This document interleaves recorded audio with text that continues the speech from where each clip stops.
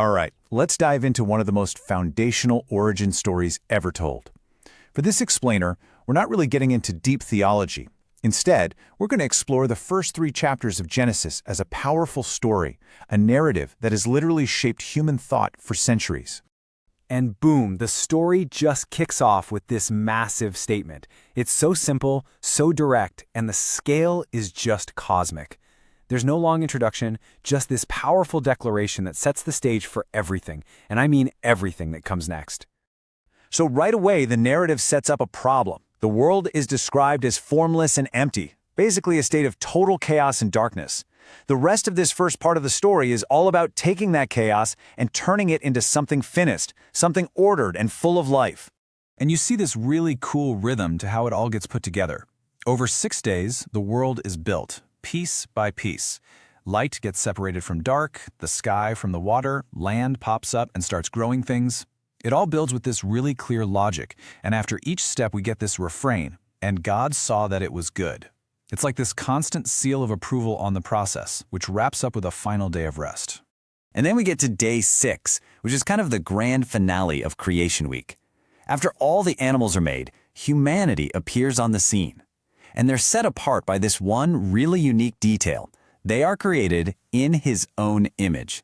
That little phrase gives them a totally special status in this brand new world. Okay, so just as we're looking at this huge cosmic picture, the camera suddenly zooms way in. The focus shifts from the creation of the entire universe to a very specific, intimate story about the first man and woman. The second chapter gives us a whole different, more personal account of how they began.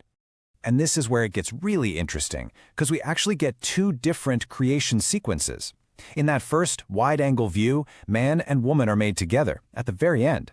But in this second, close-up version, the man is formed from dust first, and only after the animals are made is the woman created from his rib.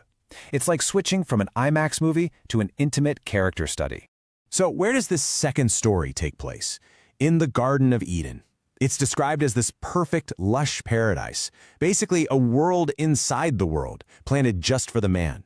And right smack in the middle, the text places 2 trees that you just know are going to be a huge deal. The tree of life and the tree of the knowledge of good and evil.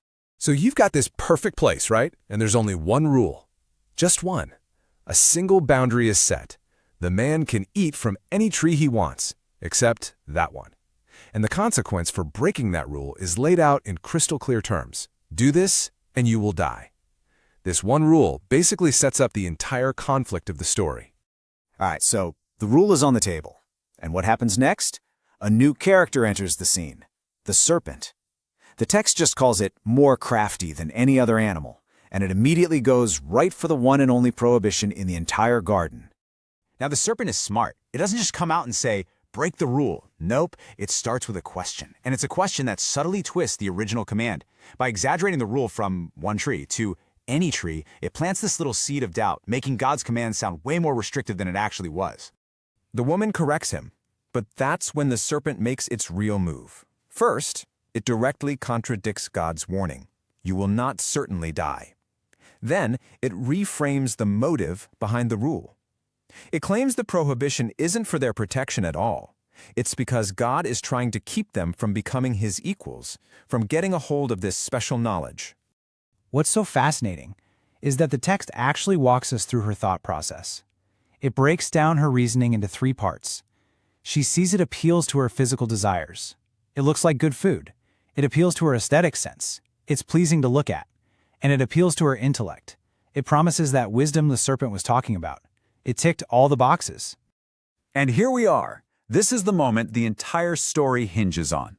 A single choice is about to be made.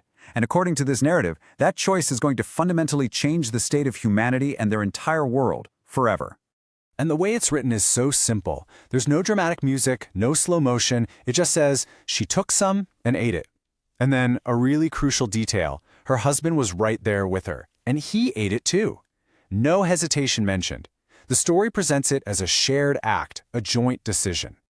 So, what happens? Did they drop dead? Nope. The first thing that happens is their eyes were opened, but not in the way they probably expected. The immediate consequence wasn't a lightning bolt from the sky. It was a sudden, new awareness. They saw their own vulnerability, and for the very first time, they felt shame. A huge psychological shift just took place. This new feeling of shame makes them hide, but you can't really hide forever, can you? So now we come to the final act of the story. This is all about the confrontation and the direct consequences of their choice, which ultimately leads to a judgment and their expulsion from the garden.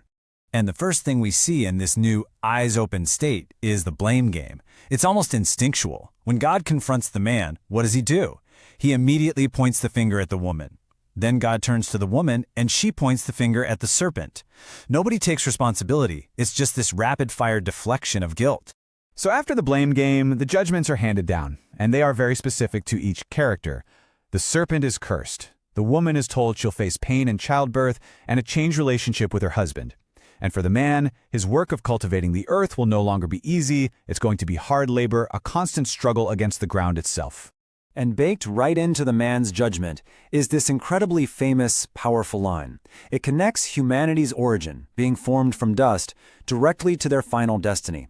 That earlier warning about death is no longer just a possibility. The story presents it now as an inevitable fact.